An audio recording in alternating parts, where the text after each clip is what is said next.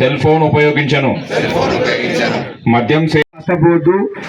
వాళ్ళు అంగవైకల్యం కానీ డిజబిలిటీ కానీ కాకుండా ప్రభుత్వ ఉద్దేశం ఏంటంటే వాళ్ళు సంపూర్ణంగా జీవించాలనే ఉద్దేశంతో చేపట్టిన కార్యక్రమము.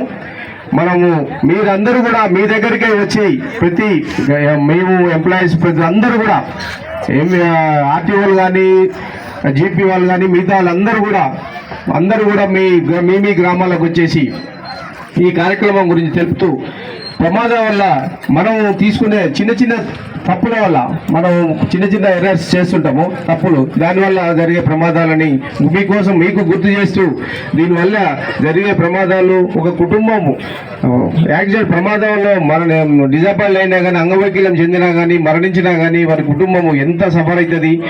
ఒక యజమాని ఎవరైతే సంపాదించే యజమాని కనుక ప్రాణాలు కోల్పోతే వాళ్ళకి కుటుంబ పరిస్థితి ఏందనే ఉద్దేశంతో దీన్ని ఎర్రవలే అని ఒక యుద్ధమే దీన్ని డీజీ గారు తీసుకోవడం జరిగింది. చాలా ఈ కార్యక్రమం ఏంటంటే ఇంతకుముందు మనము ఈ రోడ్ సేఫ్టీ గురించి ఒక వారం రోజులే చేసేవాళ్ళము, కానీ ఇప్పుడు వారం పోయి మాసాంతరం అయిపోయింది. నెల రోజులు పెట్టినాము. నెల రోజులు పెట్టినా కూడా ఈ ప్రమాదాలలో మార్పు జరగట్లేదు. అంచేత మన గౌరవ డీజీ గారి ఆధ్వర్యంలో రాష్ట్ర వ్యాప్తంగా ఈ కార్యక్రమం చేపట్టడం జరిగింది. మనం కూడా దీంతో పాటు మనం ఎంత చెప్పినా కూడా మనలో మార్పు తెచ్చుకొని ప్రతి ఒక్కరూ కూడా మనం వెహికల్ 2 వీలర్ నడిపేటప్పుడు ఖచ్చితంగా హెల్మెట్ పెట్టుకుందాం. 4 వీలర్ నడిపేటప్పుడు ముందు సీట్ బెల్ట్ పెట్టుకుందాం. తర్వాత మధ్య సీట్లో కూడా సీట్ బెల్ట్ పెట్టుకుంటాము. ఎందుకంటే ఒకసారి సడన్ బ్రేక్ వేసేసినప్పుడు మీరు హరికృష్ణ గారు కూడా చూశారు, ఆయన మంచి డ్రైవర్ కూడా, కానీ ఒక వాటర్ పిల్లలకు వాహనం వేయటం కూడా తల్లిదండ్రులది బాధ్యత. తల్లిదండ్రులను కూడా అందులో ఇన్వాల్వ్మెంట్ చేయాల్సి ఉంటుంది చట్టం ప్రకారం. సో అది కూడా ఉంటుంది. మనము ఒకసారి ఒక పిల్లలు ఎవరైనా సరే కూలిపోతే దాని బాధ ఎంత ఉంటుంది అనేది రేపు మేము ఈ ప్రమాదంలో జరిగిన కుటుంబాలను కూడా తీసుకురావడం జరుగుతుంది. వాళ్ళతో కూడా మాట్లాడడం చేపిస్తాము. అంటే వాళ్ళు ప్రమాదం జరగడమే వాళ్ళ కుటుంబంలో ఒక పెద్ద పోవటం వల్ల వాళ్ళు ఏ విధంగా ఇబ్బంది పడుతున్నారు అది కూడా రేపు ఈ కార్యక్రమంలో మేము తీసుకొని వస్తాము. అదేవిధంగా వల్ల దేశానికి ఎంతో ఉపయోగం ఉంటుంది కాబట్టి వాటిని కూడా మనము ఎట్టి పరిస్థితుల్లో కాపాడుకోవాలి.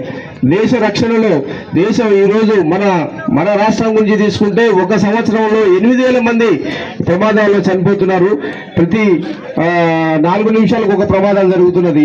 కాబట్టి మనం ఒక దేశ సరిహద్దులో కూడా ప్రపంచ యుద్ధంలో కూడా ఇంత పెద్ద నష్టం జరగదు. కాబట్టి ముఖ్యమంత్రి గారు మీరు చెప్పింది మీరు కూడా విన్నారు. మనం అందరం కూడా ఈ కార్యక్రమాన్ని మన కోసము ట్రాఫిక్ నిబంధనలు పాటిద్దాం. ఇప్పుడు అదే విధంగా మీరు హైదరాబాద్ పోతారు, నిజామాబాద్ పోతారు, ఆయన అద్దం నుంచి బయటపడి స్క్రీన్ నుంచి బయటపడి చనిపోయారు. అది మనం స్పీడ్గా పోతున్నప్పుడు ఏం జరుగుతుంది, 100-120 స్పీడ్లో పోయినప్పుడు ఆ బాడీ మనతో పాటు బాడీ కూడా జర్నీ చేస్తుంది కాబట్టి అదే విధంగా బయటికి పడిపోతారు. సో ఒకసారి అంత స్పీడ్లో ప్రమాదం జరిగిన తర్వాత మరణించడం అనేది అది ఖచ్చితంగా మరణం నుంచి బయటపడాలనేది చాలా తక్కువ ఉంటుంది. కాబట్టి మనము అవకాశం ఉంది. మైనర్లు ఇంట్లో తల్లిదండ్రులు వాహనం ఇవ్వడం వల్ల రోడ్డు మీదకి వచ్చి అవగాహన లేకుండా వాహనాలు తోలడం.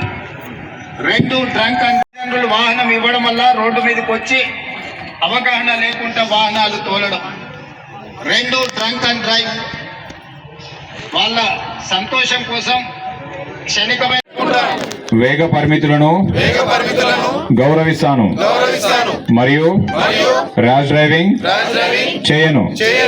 పాదాచారుల కాపాడతానని ప్రతిజ్ఞ చేస్తున్నాను. నేను కార్యక్రమాన్ని తీసుకొని అవగాహన సదస్సు కార్యక్రమాన్ని ఏర్పాటు చేసినందుకు పోలీస్ శాఖను అభినందిస్తూ మీ అందరూ సరిహద్దు